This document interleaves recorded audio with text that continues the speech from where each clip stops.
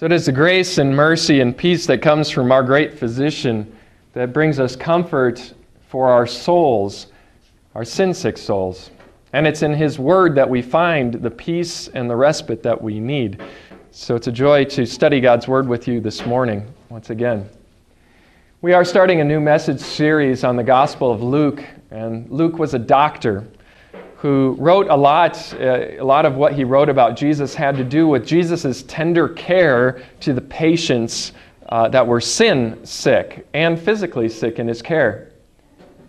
And today we have a lesson on Jesus' health care plan. We've been hearing a lot about health care plans in the news lately, haven't we? We've been hearing about how Congress and the president want to create a comprehensive health care plan, and they've passed this health care plan, and we'll see how it all works out. One of the major tenets and philosophies in a revamped health care plan is when people believe that as Americans, if you live in America, you have a right to health care. Right? That's one of the major driving forces to a health care plan. If you are an American, you have a right to health care.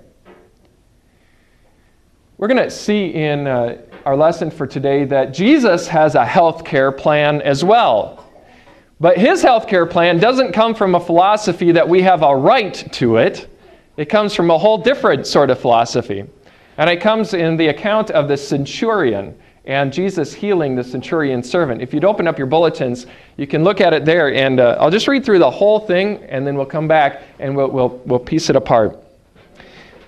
Jesus is at the pretty much the early pinnacle of his ministry. Great crowds are following him at this time. He is teaching a lot. He's doing a lot of healing. People are seeing his miracles, and his renown gets so big that it even gets to a Gentile, a centurion. And the centurion's got a problem. And so we hear what happens. When Jesus had finished saying all this in the hearing of the people, he entered Capernaum. There a centurion's servant, whom his master valued highly, was sick and about to die.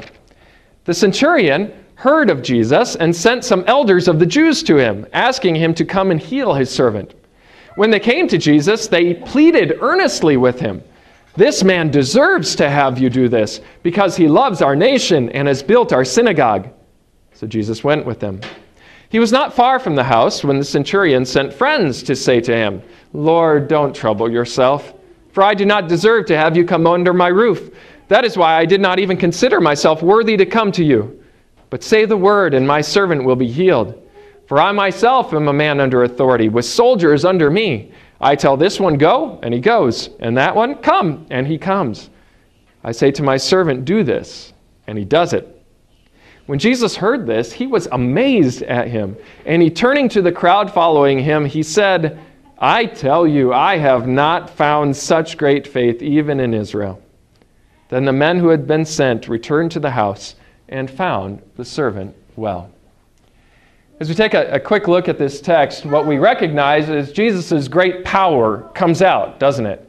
His great power comes out right at the end. You have this sick servant, and Jesus in the end heals the sick servant, and he heals the sick servant without even being near him. We're not told exactly how far away Jesus was from the centurion's house, but we know that Jesus wasn't there. He was on his way. And the servant was just simply healed by Jesus, even apart from him. And so we see Jesus' great power in that. But this text really isn't about that great power and care of Jesus for healing the servant. It's really a text about an understanding of what Jesus' health care plan is really about. It's not about Jesus being able to heal physical ailments. Jesus' health care plan is about being able to heal spiritual ailments. And we'll find who comes under this health care plan. It starts out by having this centurion come down. Jesus was going into Capernaum. Now, he had been at Capernaum before, and he had actually driven out a demon. in Capernaum from somebody. And so Jesus was known in this region for having these powers. But what's most interesting about this account is the fact that it was not a Jew that came to Jesus for help, but a Gentile, a Roman soldier, a centurion. Centurions and Roman soldiers were all over Israel, as you know, because Rome had conquered the area and had it under its control. And so in every city there would be the Roman influence. And here was a centurion, a man who was in charge of 100 soldiers. And this Gentile, not even a Jew, comes to Jesus and asks for help. But do you notice what he does? He doesn't actually come to Jesus himself. He actually sends some Jews to Jesus. Did you catch that? Right? It wasn't Jews that came to Jesus on behalf of this centurion, although they did speak very highly of him. But this centurion actually got some Jewish elders together and said, "Would you go talk to Jesus for me?" The centurion, being a Gentile, evidently thought that if I got some Jews, because Jesus guy is a Jew, if I get some Jews to go to bat for me, to lobby for me in front of Jesus, then maybe he'll listen to me. Because we see lobbying all the time, don't we? With healthcare, right?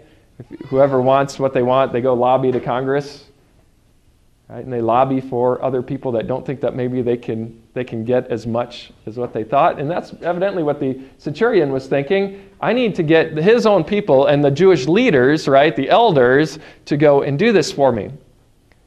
And then the message that they brought to Jesus was an interesting message too. Jesus, you need to come to this centurion's house. And the reason why is because he deserves to have you come to his house. This man deserves your help, Jesus, because he loves our people and he built our synagogue. I wonder, I don't know, because it doesn't say. It just says that the centurion sent the Jewish people. Did he send them also with this? Just kind of tell him what I've done, and maybe that'll sway him. It's an interesting thing, because as a Gentile, this centurion didn't have a right to Jesus' health care, right? If you think about it that way, Jews and Gentiles never mixed. They really didn't. And for this centurion to mix with the Jews to begin with, by building their synagogue and everything, was pretty fascinating. But what he realized was that Jews and Gentiles don't mix, and he didn't inherently have a right, quote unquote, because he wasn't a Jew, to get help from the Jewish doctor. And so he says, so go to bat for me, please, you Jews. And tell Jesus what I've done, and tell him why I deserve this. Why I have a right to Jesus' health care plan. It's a common thing in our world, isn't it? To talk about rights, to talk about deserving something. We talk about rights in America an awful lot. And we even have it documented that we hold these truths to be evident, right? That we are endowed by the Creator with unalienable rights. The right to life, liberty, and the pursuit of happiness. We document that, don't we? We believe as Americans that God has endowed us with rights that can't be taken away. Life, liberty, and the pursuit of happiness. And we take those rights, and then we talk a lot about rights, because in our society today, if you can claim that you have a right to something, then you can do it.